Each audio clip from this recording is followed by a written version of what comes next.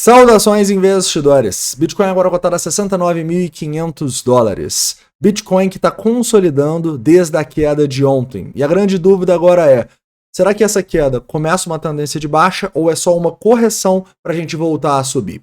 Quero discutir essas probabilidades junto com você. Bem-vindos a Investidor Moderno.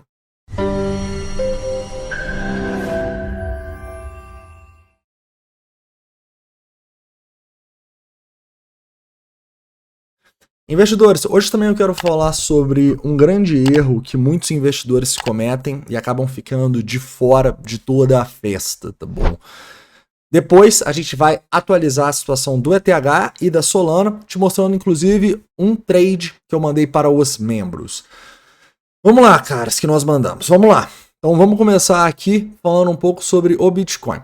Bitcoin, no diário, como vocês sabem, a situação não mudou, a gente continua numa tendência de alta. Quando eu olho aqui também no 4 horas, a situação também não mudou, a gente continua numa tendência de alta. Na verdade, essa queda fez a gente ter uma retração na zona de médias, que vocês sabem que eu gosto, né? Para quem não sabe, essa minha média aqui chama EMA Multi Time Frames, eu que programei, e ela mostra a média que você quiser, tá? Mas para mim é de 72 períodos em diferentes tempos gráficos. Eu coloco nos tempos gráficos que eu mais opero. 5 minutos, 15 minutos, 1 hora e 4 horas. Então, quando ela vem aqui nessa última média, é uma boa zona de compra pensando no 4 horas. A última média, numa tendência de alta, normalmente é no 4 horas. Foi assim aqui e pode ser assim aqui, tá bom? Eu vou te explicar porque, na minha opinião, essa é a principal probabilidade.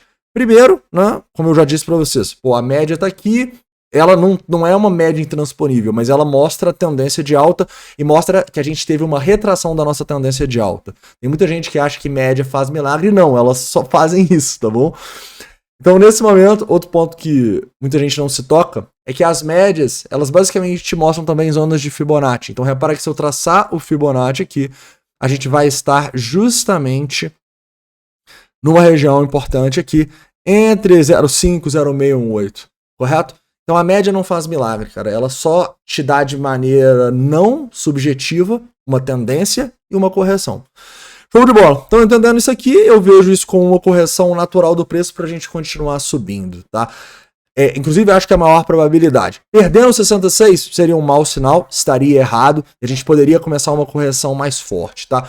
Inclusive, para quem é membro aí, a gente tá num long no Bitcoin desde os 60 a 57. Para mim é bem claro aqui, o stop tem que estar abaixo desses $66 mil nesse long, seria um stop gain, né?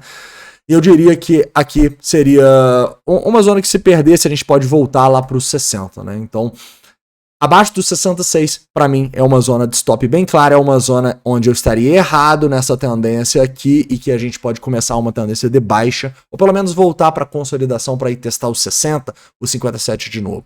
Show de bola? Tranquilo. Por que eu continuo otimista? Não só pela análise técnica, que está bem óbvio que é a retração, mas também pela análise de sentimento. Na análise de sentimento eu mostrei para vocês ontem que a gente está com CVD na mínima histórica. Isso é muito bom, isso mostra uma divergência bullish. Essa divergência bullish está fazendo o Bitcoin subir sem parar desde os fundos, correto? E além disso, né, eu já tinha mostrado para vocês ontem, muita venda, muita liquidação. O Open Interest subiu, isso é ruim? Cara, não é bom. Só que como a gente tem queda no Open Interest, é meio que irrelevante, tá bom? Lembra, o long short ratio, né, o Open Interest caiu. O long short ratio subir aqui, beleza. Seria melhor se ele estivesse baixo. Mas, cara, só olhar o long short ratio não vai te dar boas relações risco-retorno. Você precisa uni-lo com o open interest, tá bom? Então, igual aqui, ó, o long short ratio aqui, quando a gente estava ali no 67, ele estava elevadíssimo. Mas a gente estava preocupado com isso? Não, por quê? Porque não tinha aumento de open interest para a gente se preocupar. Tranquilo? Show de bola. Então, entendendo isso, eu vejo a situação positiva do Bitcoin aqui e ainda aponto para cima, né?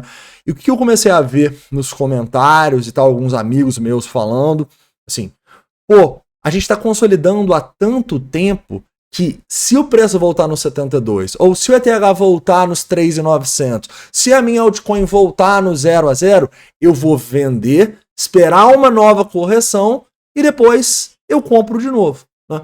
Quando eu vejo isso, eu lembro muito de alguns erros que eu cometi no passado, quando você Não é que você acredita que vai cair, é que você quer que caia, sabe? Você quer vender para torcer para cair.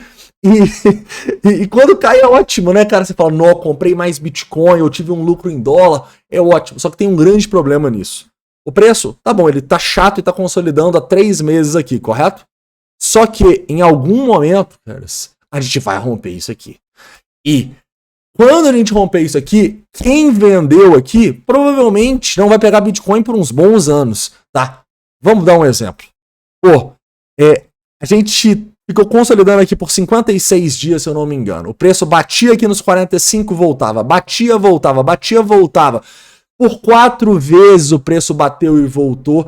E toda hora que batia, a galera falando, eu vou vender nos 45 para recomprar nos 40. Pá, cara, pode ter dado certo 1, 2, 3, 4 vezes. É claro que você não fez todas, né? Mas olha só se você vendeu aqui. Cara, você nunca mais teve a oportunidade de comprar Bitcoin. Talvez não tenha. Eu acho que aqui a gente volta um dia. Mas enfim, vocês me entenderam? Eu posso ir um pouquinho mais abaixo aqui para mostrar uma zona que eu acho que você nunca mais vai conseguir comprar. Aqui, ó, nos 30 mil dólares. Quantas vezes a gente bateu nesses 30 mil e voltou e voltou? Quem vendeu aqui, cara, acabou. Não vai mais pegar Bitcoin nesse preço, provavelmente, né? Então, onde eu quero chegar? É que pode dar certo 1, 2, 3, 4 vezes, mas a vez que der errado, esses 3%, 4%, 10% que você ganhou não vai ser nada perto do que você perdeu numa tendência de alta do Bitcoin, né? Poderia pegar aqui embaixo também, cara, o tanto de gente que ficou falando que não ia passar dos 20 e tal. Então, assim, pensa aqui, para você fazer uma operação dessa, ok, se você quiser fazer um short no 72, mas faça um short, não venda todos os seus Bitcoins. Porque senão, cara, não é uma questão de se você vai ficar preso, é de quando você vai ficar preso. Porque eu acredito que todo mundo aqui acredita que o Bitcoin vai subir, né, nos próximos anos. Então, se você fica fazendo isso toda hora, uma hora você vai se ferrar, cara. É o famoso risco da ruína, digamos assim, né? O risco de ficar de fora da bull run inteira. Você tá correndo esse risco toda hora que ele bate 72. Deu certo já 3 vezes, por exemplo, para quem vendeu. A 4ª pode não dar certo. E esse lucrinho que você tá fazendo aí não vai ser nada próximo da bull run, tá bom?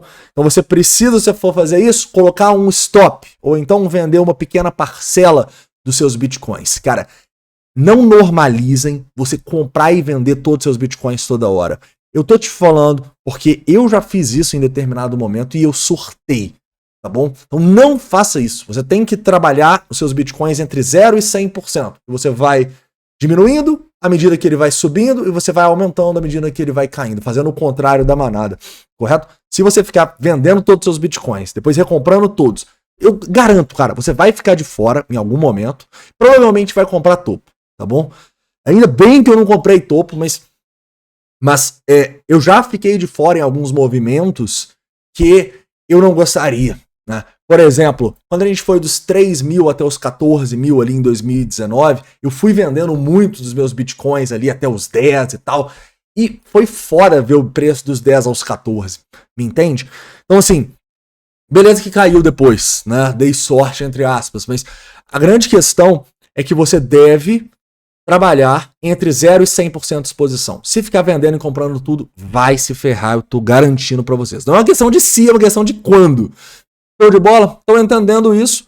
Vamos para uma análise também das instituições onde elas estão com as ordens. Cara, eu acho que a única má notícia que a gente tem é que essas instituições estão pressionando o preço para baixo.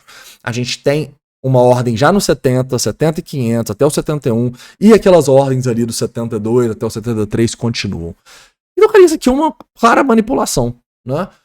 Pô, Pablo, que sacanagem, por que as instituições fazem isso? Cara, a gente tá num mercado livre e competitivo, todo mundo faz o que quiser, né? Essas instituições, elas podem estar em short, por exemplo, então elas estão fazendo uma pressão vendedora, elas podem tá querendo comprar o Bitcoin mais abaixo, então elas colocam as ordens aqui.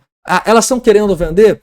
Cara, dificilmente, né? Porque pensa comigo, se você é uma instituição querendo vender 1000 Bitcoins, você vai colocar aqui, mostrar para todo mundo onde você tá vendendo? Não, né? Você meio que vai, tipo assim, ó, se eu quiser vender, cara, eu vou vender sem ninguém ver, digamos assim, né? Então normalmente elas não fazem isso colocando ordens, tá bom? Mas detalhe, se o preço vier aqui, elas podem sim ser executadas se elas julgarem que é uma boa região para fazer shorts, beleza? E aqui eu tenho que falar uma coisa com vocês, cara. Muita gente confunde. Quando eu falo em instituição, eu não tô falando da BlackRock, eu não tô falando do Michael Saylor.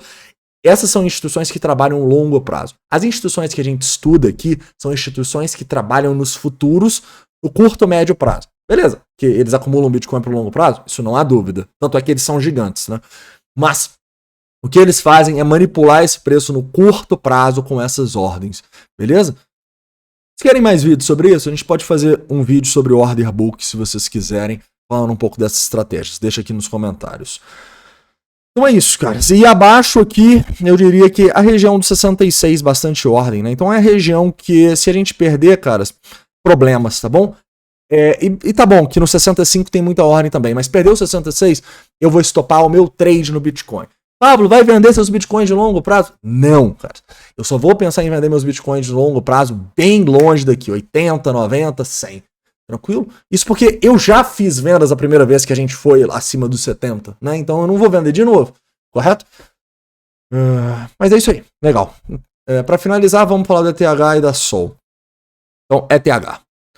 ETH para mim está numa tendência clara de alta, a gente teve uma correção aqui, não chegou nos 3.500, voltou nos 3.500 para mim é a oportunidade de long aqui nessa região, tá bom? 3.400 eu não vou aguentar, eu acho que eu vou fazer um position trade, mas vai depender do quê? Dos gatilhos, né? Muita gente precisa estar vendendo aqui nessa região. Se muita gente estiver vendendo aqui é um bom sinal para a gente entrar, e vocês sabem, esse tipo de position trade aqui, com stop ali dos 10, 20%, a gente manda nos membros, tá bom? Então fiquem atentos aos membros. E detalhe, caras, os membros a gente vai lançar em breve, tá? Com uma grande novidade, 12 vezes sem juros para vocês. Vai ser a única turma que a gente vai fazer essa promoção. Incrível.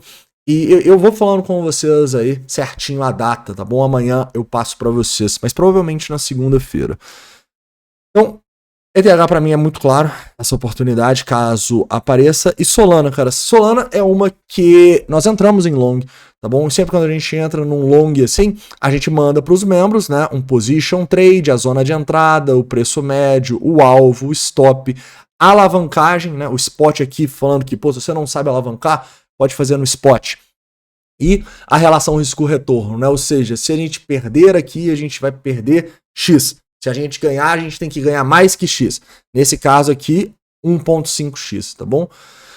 Então eu acredito que sim, a Solana é uma oportunidade de long nessa região, tá? O stop realmente é um pouco mais longo mesmo, mas é porque é um position trade, beleza? Então, de maneira bem clara aqui, eu acho que é uma oportunidade. E detalhe, eu acho que a gente tá tendo várias oportunidades, tá bom? Então eu acho que o mercado tá interessante, não só para fazer position trades, eu acho que day trade e tal, o curto prazo tá um pouco nebuloso, né? Essa queda gerou uma incerteza no curto prazo, essas instituições estão pesando. Mas no longo prazo, eu acho que a gente está tendo várias moedas, uma boa relação risco-retorno para fazer compras. Beleza, galera? Caras, então é isso, tá bom? Espero que vocês tenham gostado do vídeo de hoje. Para finalizar, falando um pouquinho aqui sobre o S&P e Nasdaq, cara, fechamos uma semana muito boa, né, na máxima, a máxima histórica, Nasdaq também na máxima histórica. A gente tem, a única coisa que foi ruim essa semana foi o Brasil, né? Então, assim, o Ibovespa tá na mínima aqui desde julho de 23 e o dólar tá na máxima desde dezembro 22, começo de 23, cara. Então, assim, eu não recomendo investir no Brasil quem está começando.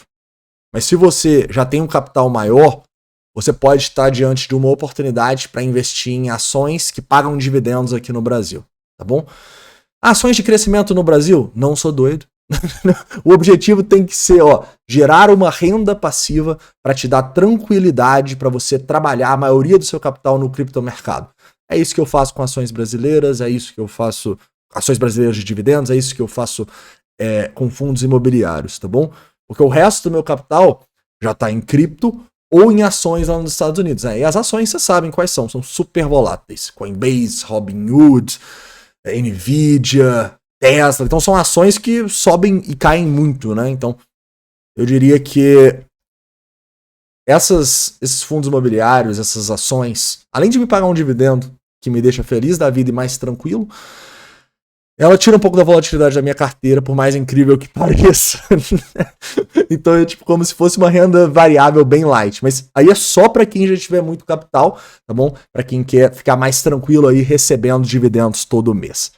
Vocês querem que eu fale mais sobre isso? Acredito que não, né? Mas se vocês quiserem, manda aqui nos comentários que a gente pensa um conteúdo legal e voltado um pouquinho para nossa ideia de correr risco e também aliado a criptomoedas. Beleza, galera? Então é isso, um forte abraço, a gente se vê dependendo da volatilidade, de qualquer maneira com o vídeo amanhã. Valeu!